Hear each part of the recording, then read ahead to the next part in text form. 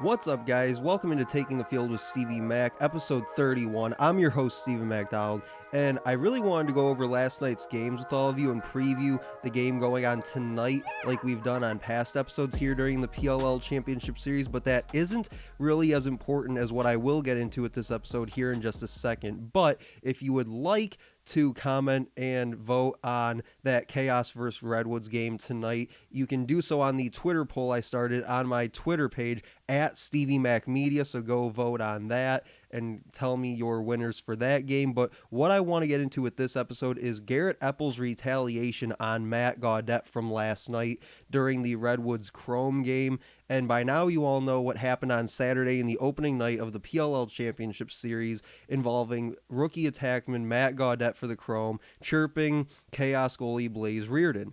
Then we wondered after the game when we would see the retaliation for Gaudet's chirping efforts, and it really didn't take too long, as last night in the Chrome's second game of the championship series, Redwoods defenseman Garrett Epple took down Matt Gaudet while the Chrome were on offense, and after the whistle, Epple took a few more shots at Gaudet while he was still on the ground, only this time the shots landed around his head and neck area.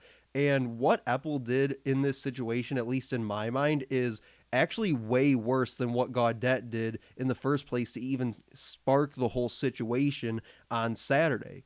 What Gaudet did was basically like elementary school playground stuff, with kids just kind of going back and forth, picking on each other, calling each other names and different things like that, just trying to get under each other's skin a little bit in the name of friendly competition on the playground. But what Epple did in retaliation was foolish, selfish, and most importantly, it was dangerous. So it was foolish because he did it over something that is basically so trivial and small that it really shouldn't have even been as big of a deal as it was over the weekend to begin with. I mean, think about it. The guy that Epple was defending in that situation doesn't even play on the same team as him, and the situation for which he was retaliating happened almost 72 hours prior to that. Like, just move on. The rest of us did.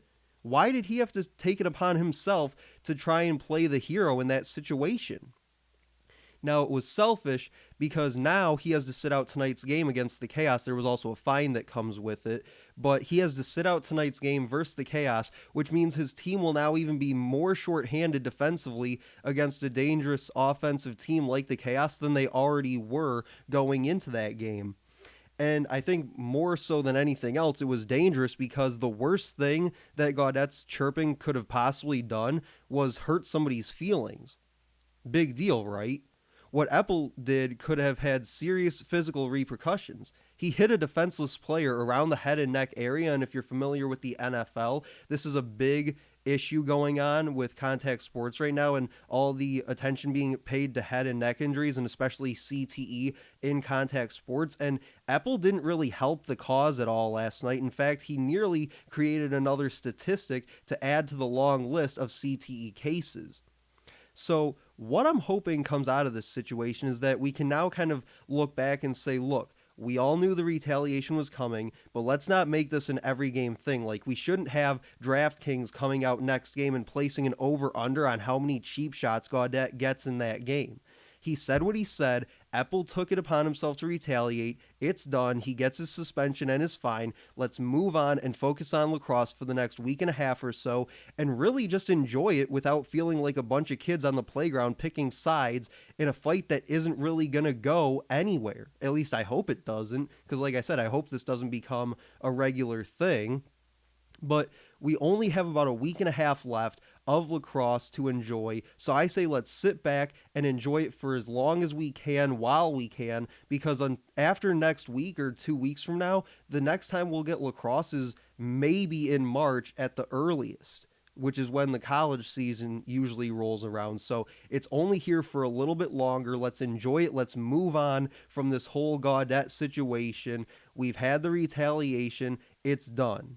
So that's what I wanted to get to with this episode 31 of Taking the Field with Stevie Mac. Make sure to like, comment, and share on this post. Also, check out past episodes from the championship series that I've done over the past few days by searching Taking the Field with Stevie Mac on YouTube, SoundCloud, and Podchaser.